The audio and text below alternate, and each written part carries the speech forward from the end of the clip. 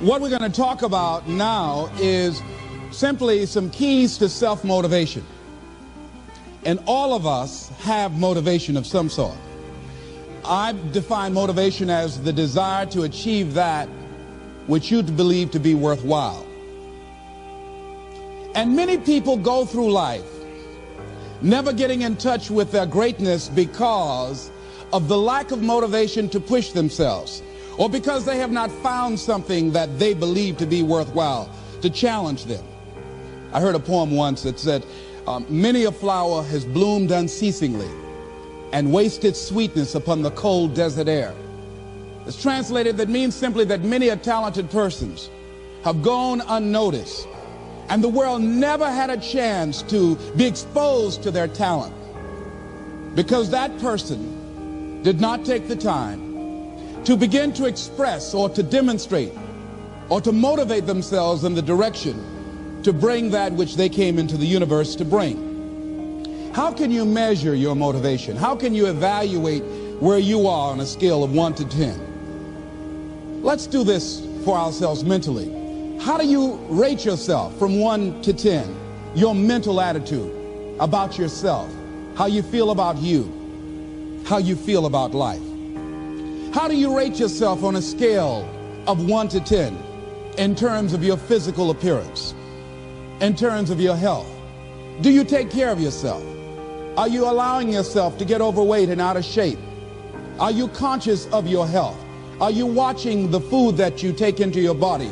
Do you make a deliberate effort to exercise? You know, it was George Burns, he said, we cannot help getting older, but we don't have to get old. And many of us get old before our time because we don't take time to take care of ourselves. Your environment is a very good indicator. On a scale of 1 to 10, is it what you want it to be? Do you find it desirable? Are you satisfied? The job or career that you're involved in. Someone said that 85% of the American public are unhappy with their jobs. Are you spending 8 hours a day just doing time? Doing something that you don't find challenging, that does not make you stretch mentally, that does not stimulate you, that does not inspire you.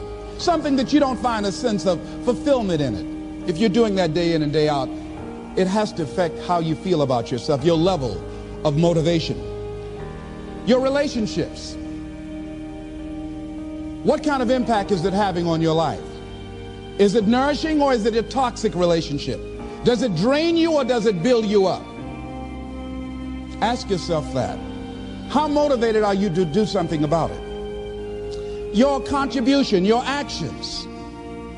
What are you giving? Many people will leave the universe without a trace. No one will know they were here. And in fact, under their name, we could put under there, not used up. Will anybody know that you came this way? What contribution are you giving? What will you leave? What will be different because you came this way? Someone once said that life is our gift to us that God has given us, and how we live our lives is our gift to God. What kind of gift are you formulating? Is this a gift that you like to take back and do something else before you turn it in? Think about that. What can we do? What are some of the keys that we can begin to use to motivate ourselves when our batteries run low? Because I don't care who you are, I don't care what you do, at some time you are going to get tired. At some time you're going to get in a rut. Seem like nothing you do works out right. And sometimes it just seems like you just don't have the wherewithal or the will to do anything.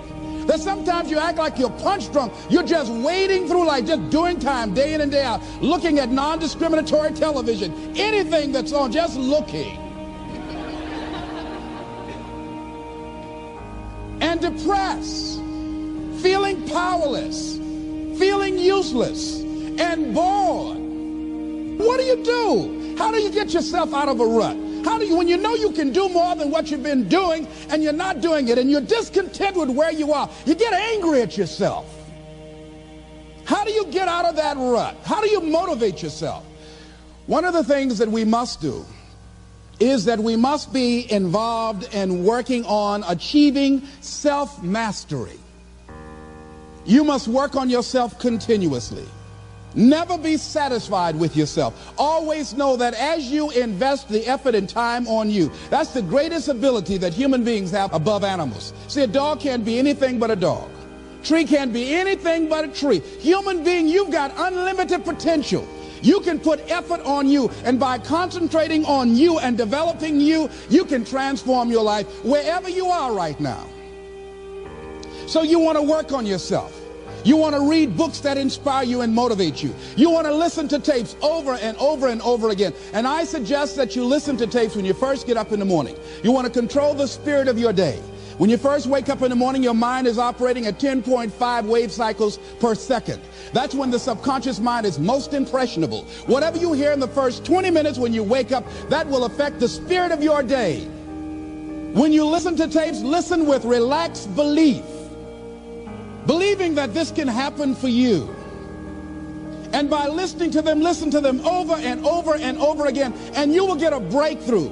You can listen to the same tape for months, and all of a sudden you hear something you never heard before. It have a special meaning for you. Or read the same book over again, and you find some special insight. You said, I can't believe I didn't see that the first time. So you want to be involved in developing yourself. Most people won't do that. Most people won't take that kind of effort and invest that kind of energy in themselves, because they will fall prey to that conversation within. Oh, don't do that. You don't have time. You're too busy. You're too caught up in the rat race. Most people won't do that. Well, they won't take time to go to lectures. They won't take time to go to seminars. They won't take time to go to classes to improve themselves. And as you continue to work on yourself, you will begin to expand your vision of yourself. You begin to work towards self-mastery. And you will begin to see it reflect itself in all the dimensions of your life, your mental life, your physical life, your social life, in your relationships, your monetary life. So concentrate on developing yourself. Because if you don't, I guarantee you that you will make a settlement. And most people have. And most of us already have. What kind of settlement have you made with your life?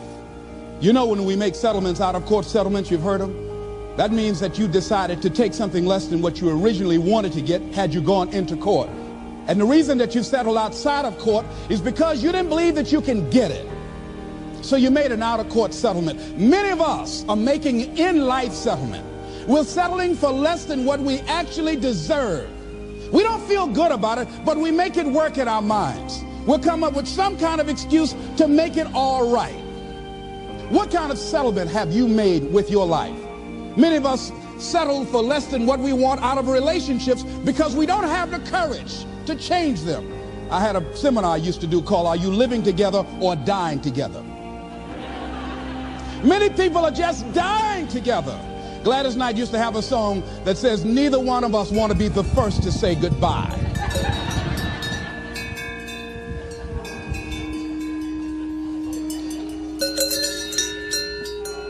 The next thing is, in order to begin to find some keys to self-motivation to drive yourself, in addition to working on yourself, and as you work on yourself, you feel good about yourself, and as you feel better about yourself, you'll treat yourself differently. Develop a health plan. See, you can't feel well and do well if you don't have good health.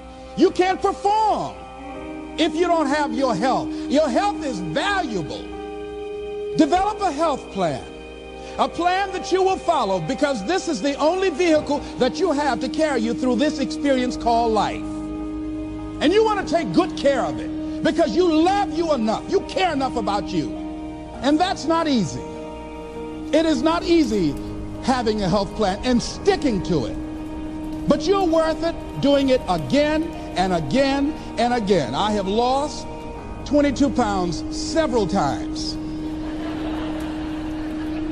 I always do it. I love potato chips. People who know me know I love M&M peanuts. I love peanut butter and jelly sandwiches. I love my mother's sweet potato pie. I love this. It's not always on my health plan, but I put it on there sometimes. I said life is too short to go without sweet potato pie. If I go tonight, I want you to slip a slice of sweet potato pie in my casket. And watch the smile on my face. Next thing is, as you take care of yourself, the next key is keys to motivation, to self-motivation. You want to live life with energy and passion. You want to make a conscious effort to be lively. See, in life, you either saying hello or goodbye. You either on the way or in the way. Leave dead people alone. Some folks just walking around looking sad. How you doing, honey? Stay away from these people. Just go away from them. It affects you.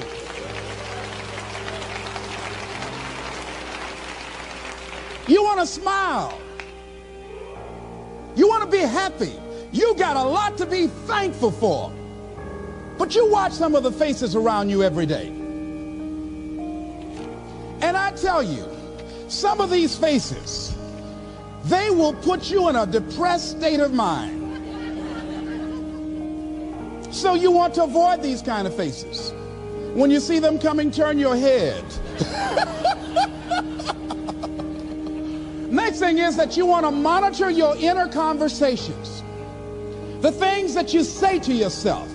You want to watch them, and in watching them, you want to take charge. A friend of mine told me this evening, and she did it excellently. She said, I didn't want to come tonight. I was feeling so depressed. And I said, I'm going anyhow. See, that was the conversation. Oh, you really don't feel like it. You really don't need to do it. You don't really need to read anything. Forget all that. That's that inner conversation. Oh, you don't need to worry about trying to go into your own business. Forget that. You can't do that. What if you lose everything you've got? That inner conversation that stops you from doing the things you want to do less, don't do that. How can you possibly think about being a motivational speaker? You don't have the contacts, you don't have the money, you don't know the right people. You're going to get up there and your mind's going to go blank. Forget all that.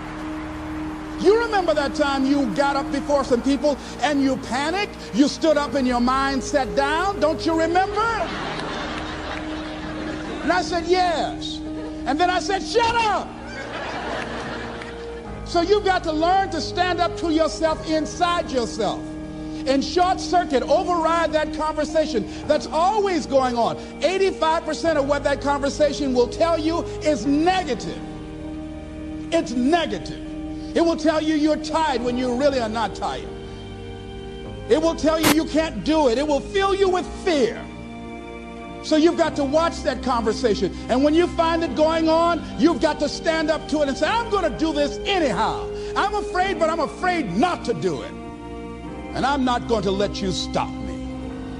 The biggest challenge that you will have in life is you. There's an old African proverb that says, if there's no enemy within, the enemy outside can do us no harm. The next thing that is a key to self-motivation is that you've got to ask yourself, what do I want out of life? What do you want out of life? What do you want out of a job? What do you want out of a career? What do you want out of a relationship? What do you want? What gives you your life? How will you know when you got it? What will make you happy? You need to know. You need to start asking yourself some questions. What do I really, really, truly want? You need to be exact about that. Don't be vague. Oh, I just want to be happy. That's too vague. What will make you happy? How will you know when you got it? Zero in on it. Be exact. Be specific. And as you do that, that will stimulate that superconscious mind or the reticular activating system of your mind that will begin to find those things, to identify with it.